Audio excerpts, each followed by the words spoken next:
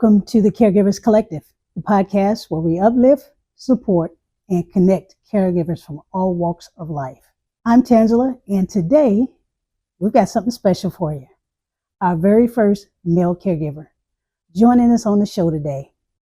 Caregiving is often seen as a role primarily filled by women, but the reality is that men are stepping into this role more and more, providing care with just as much dedication, love, and resilience. So today we're honored to have Rodney with us, a devoted caregiver who will be sharing with us his unique perspective, the challenges that he's faced, and the lessons that he has learned along the way. Rodney's journey is a powerful reminder that caregiving knows no gender.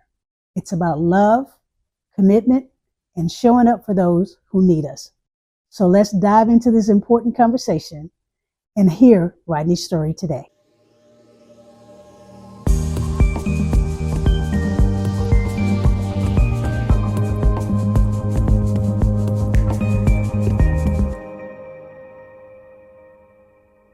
Thanks for joining me today. I appreciate you taking some time out of your busy schedule to come and talk to me today about caregiving. But before we even go there, talk to me a little bit about who you are and what you do and what put you on the path of being a caregiver. Tanja, thank you for having me here. It's a pleasure to be here. What put me on the path was my dad was actually taking care of my mom because she's, at that time back in 18, she started health started failing. 2018? Yeah, 2018, okay. Correct.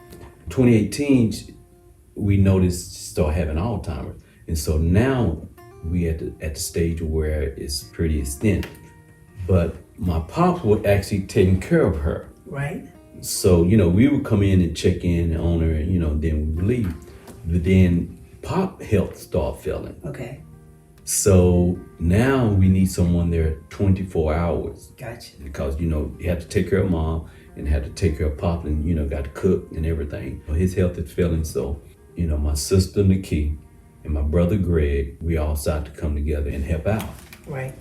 So my part is I drive trucks. So I'm in and out of town from Louisiana to Texas. I just go back and forth.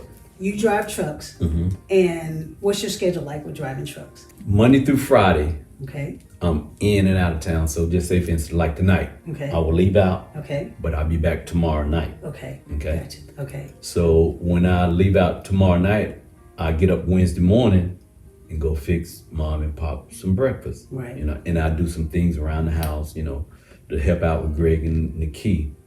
And so try to take a load off of them. I'll go in there and do what I need to do and help out. And then I'll leave back out that night. Okay. And so whenever I'm in town, right, in the morning, I go make breakfast and, do some cleaning and whatever they need done. So you'll go out of town, Mm-hmm. and then the mornings when you come back, you'll go and fix dinner or fix breakfast for them. Uh-huh. Wow. When sometimes, like this weekend, I do barbecue. I end up making them some dinner, so it was easier on Nikki because she got to do, when I'm not there, she got to do breakfast, lunch, and dinner. You're the support or the help for her? Well, me and Greg both. Okay, so you and Greg me both. Me and Greg. So as we can see, caregiving, it affects everybody, mm-hmm. the whole family. And it seems like the good thing for you is that you do actually have family members mm-hmm. who are willing to help out. Mm-hmm. But sometimes you find that there's one person in the family True. who is doing everything. Mm-hmm. Now, it's not normal that one person carries more of the load, mm-hmm. but in my opinion, I feel like God has graced them to do that. Yeah, true. None of this caught him by surprise. Me, for instance, I spent almost 30 years in the military. Mm-hmm. God gave me an opportunity to be able to retire, mm-hmm. work another job, get my finances together so that I could now mm-hmm. come here and be able to help out. So I always say none of this caught God by surprise, mm-hmm. and he graced us to be able to do it. Mm-hmm. But in your situation, the best thing about your situation is that you don't have to do it alone. Mm-hmm. Your brother doesn't have to do it alone. Yeah. Your sister doesn't have mm-hmm. to do it alone, but you guys all do yeah. it together as a family. Yeah. Right. And so what has been the most rewarding part of being a caregiver? What you said a while ago, you said God give a person grace mm-hmm. to do it. Right. I just say a caregiver, that is a gift. everybody can't do this. Right. So when I look back, I believe that it's a gift to actually be able to take care of your parents. Because you can have 5 kids in the same house, but it's just going to be a few of them that have that gift that's willing to take care of their parent. Right. And see, this is not the first time. My mom, she passed away in 2005. Okay. So I had a little glimpse of actually helping out too. Right. But my dad was there, and my dad was healthy enough to take care of my mom. But so I do kind of understand what it is. And that's why I think it's just a gift. But one of the most rewarding part is that I'm actually watching my pops actually appreciating us. See, he's in his right mind. Right. It's just his body is felt. Gotcha. Okay. He just come and just I thank you. I never was around. Okay. I'm the oldest. You sound like me. Yeah, I'm the oldest. And so my mom married someone else. Okay. So me and my biological father, we didn't get a relationship until my mom passed, and he would call and check on me. Okay. So that's when we started getting a relationship. When mom her health started failing in 18, I would go up there, spend, up there periodically, and visit. But this past 6 months that his health been failing, I've been up there every other day. Okay. Right. And he actually come out and say, hey, I thank you. Thank you for whatever I do. He always thank me. And he's actually thanking Greg and the Key too. Wow. He said, is that something different and new from him? Yeah, I think it's something new because the way he grew up, his mom was very firm. Okay. And so not really showing affection to a person. Right. So when he grew up, when he got kids, I don't think he really showed that affection to his kids. Gotcha. And now we can see that he's elder. Life began to change, and he's beginning to see how important it is to have kids that's willing to take care of him. And I had told him, I said, Pop, I said, you got to realize, I said, the things that you and Mom installed in the kids and me when we was little, I said, it's just coming back. I said, y'all just taught us how to treat y'all when y'all get older. You know what? I say that to my mom all the time. As a matter of fact, just yesterday, she's like, I'm just so thankful. Thank you for, and I'm like, Mom, do you know how many times that you had to put up with us? Do you know how many times that you had to, change your life for us? You did it right. So because you did it right, now I know how to treat you or how to do it for you, And just like your dad, my dad too, every time I get ready to leave my mom and dad's, I always hug my mom, I kiss her on the forehead or whatever.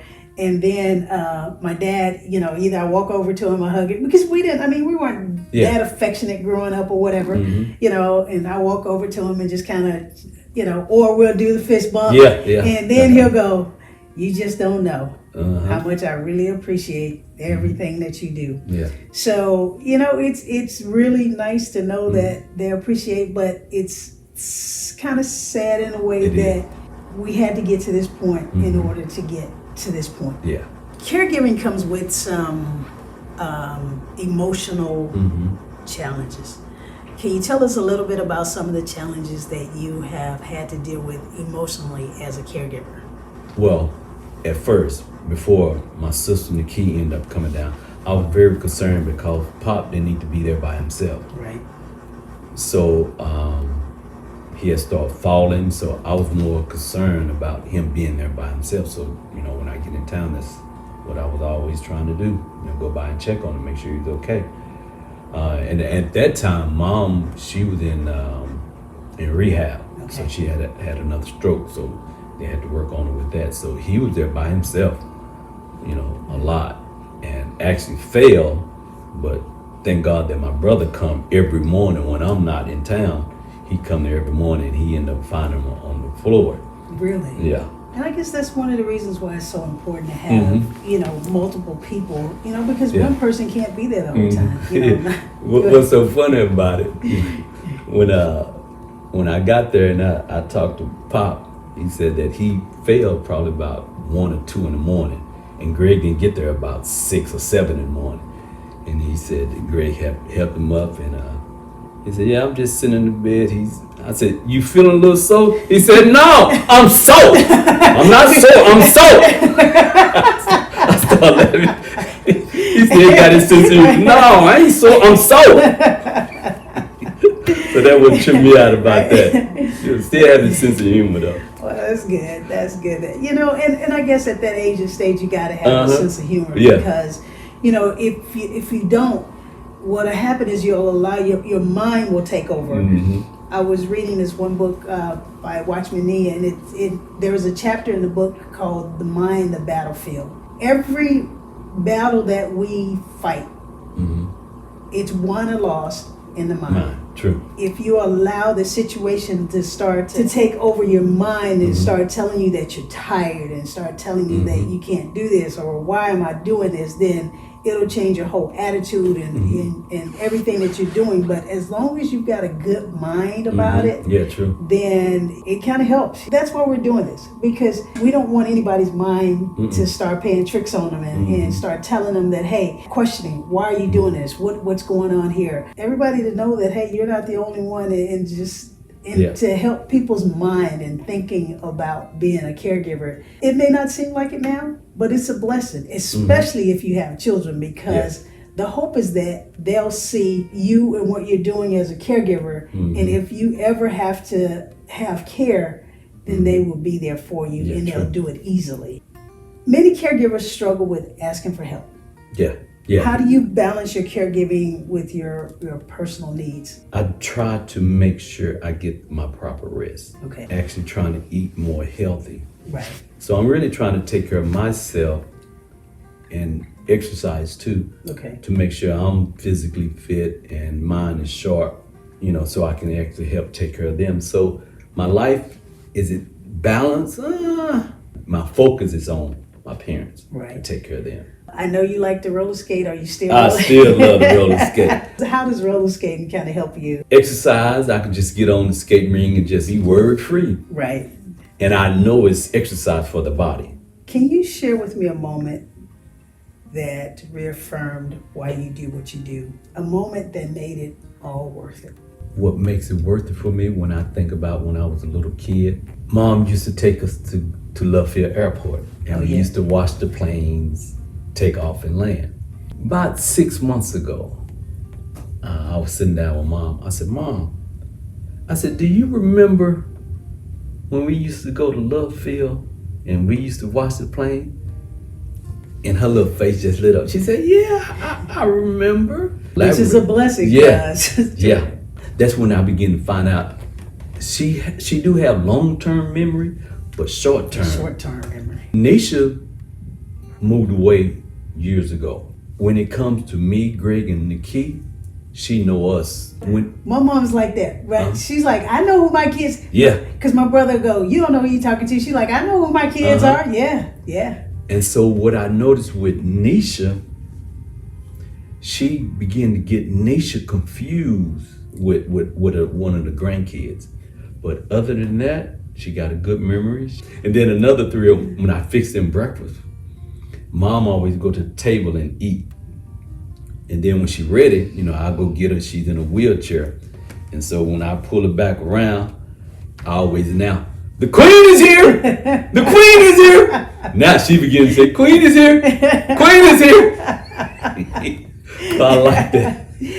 It's nice to have little memories and stuff like that you can, that just kind of makes you happy. Yeah. Just kind of, because, you got enough tough days that when you can have some days like that that can make you just laugh and just have a good time, it's just like man, that's cool, because you never know what you're gonna have when you get there. You never know what they're gonna remember. Sometimes people who have Alzheimer's, they go through a stage where they're agitated. They get easily agitated. True. They don't want to be bothered. Have you had to deal with that with your mom? I haven't actually dealt with it. I don't think she really do the kids that way, but she can get mad at Pop. She can get hot at him. I give a perfect example. I was looking for their medical card, and couldn't find it. Well, I found her medical card, but couldn't find Pop. Okay. And so he said, okay, well, you got Mom, that's good. But Mom thinking it was one of her credit card. Right. And she told Pop, she said, hey, don't use my credit card. He said, I'm not going to use your credit card. It's not the credit card. She said, I said don't use my credit card. And then he get over there, I ain't using your credit card. They start going back and forth. So I could see that you get agitated like that. Right. But eventually it'll come back around and she'll calm down and be upset. But yeah, I could see that. Yeah, and I'm grateful that my mom doesn't do that a lot. Mm-hmm. I'm grateful. Now, every once in a while, she'll go through this phase, and she's like, I really hate to admit it, but like with my dad, one time after service, I don't know what happened, what light switch flipped or whatever, but she couldn't get around to her room. Mm-hmm. And Dad was talking to some other people, and Mom felt like he wasn't paying her the type of attention, and she kind of got a little, and I was like, oh, and I had never seen that before, Dad had said that, Mom had started to get a little agitated, but I had never seen it before. And that was a side of my mom I've never seen before. So when you see that side of Cause Mom, she was. Now, Mom, very mild-mannered, very sweet lady. Right. But Pop, he was on the other hand, he was very firm, and it's just more like, if I tell you to go mow this yard, I don't care if it's 100 degrees, you go do it now. Right. But Mom was just more like, Dwayne, just let it cool off a little bit. You see what I'm saying? Right. So different, but when I actually seen it, So would you say they're flipping, the script has flipped with him? He's more calm. He's more calm. I mean, even though she is. Yeah, she's still very calm, but just every now and then some will aggravate her. Right. And she will let him know. Again, it's just, I haven't seen it towards the kids. Right. But I see it towards it. Because we talked about that long-term and short-term memory. I think when she goes back into the history and can grab some of the long-term stuff that previously, when, before the Alzheimer's, that she had let go. I feel like, and I could be wrong, she may be upset with herself that she let it go, and now it's coming out, how she really felt years ago. And bottle it up or something. She's letting it out now, you know. And if you could share a message with caregivers listening right now, what would it be? Patience. And again, I believe that patience is a gift. Yeah. Everybody don't have it. All right. So certain things you have to work on yourself. Yeah. So I just have patience with them and just try to love them as much as I can. Yeah. That's a huge word there. Patience. Yeah, patience. Because it's not easy to come by. What advice would you give to someone who's just now stepping into the caregiving role? Try to get as much help from assistance like Medicaid, Medicare, if that's possible. Keep a positive mind, because a lot of times when you stepping into that realm, being a caregiver, they can get mean.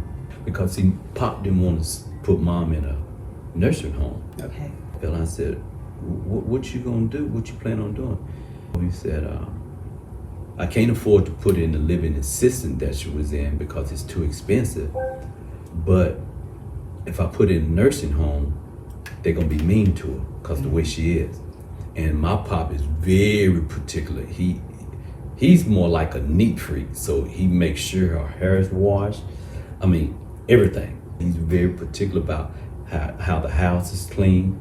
Wow. Yeah, and he still be trying to do it, but he can't really do it. Right. So that's where, Greg come in, I come in, and the key. So we kind of focus on the key, just taking care of the parents, Okay. and we try to help keep the house clean and help cook food.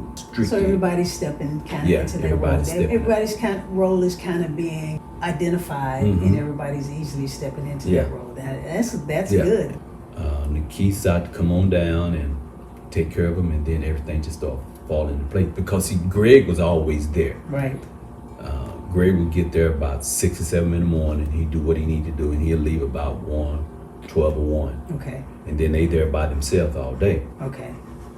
But then the key ended up moving down and help out. So then I put my little piece in there. So it's taking a load off of her. Right. Gotcha. Taking a load off of her. Because I know she's tired. And she's married too. Her husband live in Arkansas. That's something that we all got to consider is how our lives, we always have to constantly be thinking about how our lives are going to change. What might happen. I mean, you don't want to stop your life, right, but you also want to make sure that you have some contingencies in place. What might, if this happened, if then that, and unfortunately, too many people, they don't think about how, No. and they're not willing to uproot their lives for their loved one. Sure. It's all about me, mine, so it's refreshing to see caregivers who are willing to uproot their lives, who are willing to change their life, who are willing to do this. What resources are you guys utilizing? Right now, we're not utilizing anything because he make too much. He have access. So if you have anything, he got a little money in the bank. He got a house. He got 2 cars, and I don't know exactly about how he's dealing with his gold. He invested in gold and silver, and so I don't know exactly if the government could see all that. Right. So he just said, "Man, I have too much. They won't give him anything." You know what? You are absolutely right about that, because I went to try and see if we could get some resources for my mom. And that was the thing that they said, was that They had too they much. make too much money. And they probably got a house. and They probably got a right. car. It's almost like they want you to be destitute, Broke. and they want you to be broke. They don't want you to have anything, and if you don't have anything, then we'll consider helping you. Yeah. Consider. But when it comes to, I think it's Medicare, right? Or the Medicare. I get confused on both of them. One of them they automatically have, but I think it's the Medicare that will come in and give them home health care at home. Okay. Because they really need someone here. Right. Be with them 24 hours. Right. So we had that thing working. Mom was gonna get 35 hours, Pop gonna get 35 hours. But I don't never know what happened to it. It was just more like the insurance company said, "Oh, it's this," and they keep saying, "Oh, it's that." They can't even get food stamps. I don't think. Is it because they make too much money? Well, I mean, I guess that's the So kind of the pretty thing much about- no food stamps and no Medicaid. So you can't get no assistance, even though you of age and you need assistance. They want you to go broke. Yep, they want you to sell your car. They Really? do. Yeah, you cannot have a vehicle in your name to get Really? Medicaid. I'm assuming because he got a car that's a 2019 Ford and a 2000 something F-150. So Wow. he said, "Man, I got stuff in my name. They won't give me nothing. They keep declining." I'm really trying to stay away from the political side of all of this, but when you look at it on the surface and really for what it is, you can see that it is a political matter. It's money motivated type of situation, and I feel like there are certain people that want to keep certain people, and I'll just say it like that, broke, and if I can keep you broke, then I can keep you under my thumb, and I can tell you what to do and all of that. And if you make too much money, then you might one day be able to have your own mind about things, and we can't have that. Yeah. Mm-hmm. Wow. Yeah. Wow. It is. It really is. Are there any other stories that you want to tell us? I could tell you this journey, the past 6 to 8 months, this have actually brought me closer to my biological father and my brothers and sisters. This actually brought us, because I had never spent this much time with them. Okay. Because it could be in where I might go 6 months without talking to him, 10 months without talking to him. You know, it was easy to do that. Right. But now, the past 8 months, we talking every day, and I'm up there every other day. Right. And then,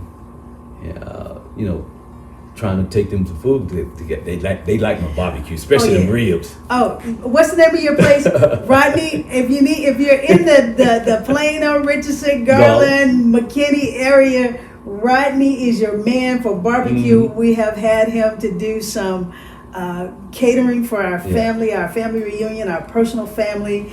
And what's the name of your business? Rodney G Barbecue and Vegan.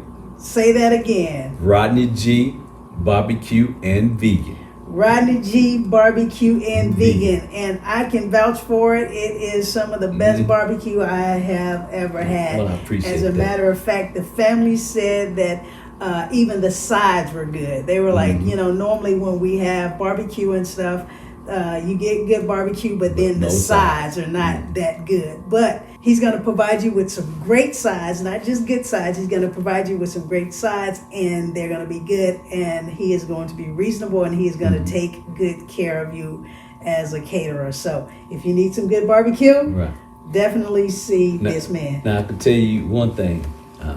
I tell my pop, I said, Pop, I'm cold-bleeded on that pit. You ain't no good on that pit. And my sister Nikki, yes, he is. You know them real good. She said, don't tell him that. Don't tell him that. Them ribs ain't no good. I said, you could take your teeth out and eat my ribs, can't you? He said, yeah, I can. But don't tell him he got some good barbecue. Hilarious. So that's what I enjoy, Like you, I was the one who was never around, and I was gone for 35 years. We had a conversation as a family. And it could have gone left, because everybody was talking about what they did. I did this, and I did that, and I did, And while you were gone, and that was kind of the sticking, and while you were gone, I came to visit every, couple times a year when I was in the military, or as often as I could. Even when I wasn't here, I was always sending, whatever was needed home. But I wasn't there to see some of the things that they had been dealing with even before the Alzheimer's, because, as a family, you deal with stuff. The conversation as we began to talk about it and everybody actually said what they had done, then if you're fair in your mind, you can go, okay, yeah, you're right. You did do this. You did do that. And maybe now is my time to do whatever it is my time to do. So it's good as a family to have an open mind about what's happening and not just point the finger and go, you didn't do this and I did, because that finger goes both ways. You didn't do this and I did do this. But okay, well, here we are now. And what are we going to do now? And how are we going to do it together? And it sounds like you and your family are doing this together. And I want to applaud you for that because it doesn't always happen that way.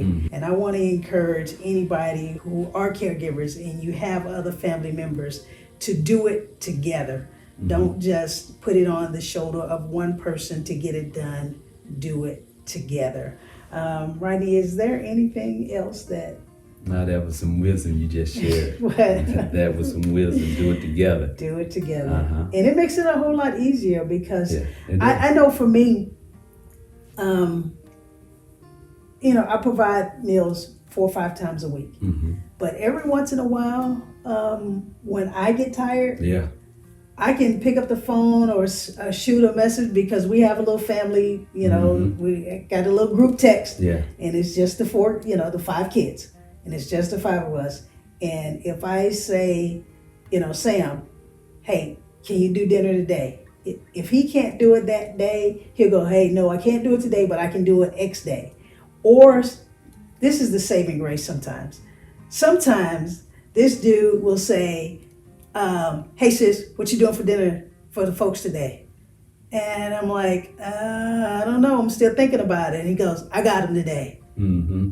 And that will be the day, God knows, that is the day that I needed him to be there to do whatever it is that he was going to do for them. And so when that happens, it's like take a load off of you. Right. Even if it doesn't happen every week or if it doesn't happen every other week, when it does happen, it's like the greatest load has been lifted. You're like, really, Lord? You kind of remind me of Nikki, because when I do my barbecue and I take some barbecue up there, she thanks me, thank you, Rodney.